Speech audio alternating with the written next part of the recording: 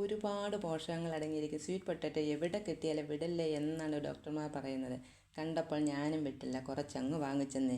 അപ്പോൾ മധുരക്കിഴങ്ങ് വെള്ളത്തിലിട്ട് കഴുകി വൃത്തിയാക്കി കഷ്ണങ്ങളാക്കി എടുത്തിട്ടുണ്ട്.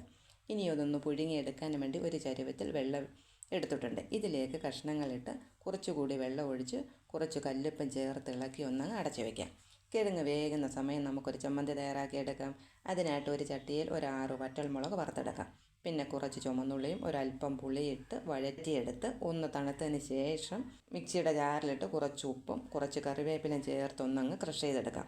അതിനുശേഷം നമ്മളൊരു ബൗളിലേക്ക് മാറ്റി മുളക് വറുത്തെടുത്ത ചട്ടിയിൽ നിന്ന് 2 ടീസ്പൂൺ എണ്ണ കൂടി ചേർത്ത് ഒന്ന് മിക്സ് ആക്കിയെടുത്താൽ നമ്മുടെ ചമ്മന്തി ഇവിടെ റെഡി ആയിട്ടുണ്ട്. ആ സമയം കൊണ്ട് പൊട്ടറ്റോ നന്നായി വെന്ത് വന്നിട്ടുണ്ട്. നമുക്കിതൊന്ന് ഊറ്റി എടുക്കാം.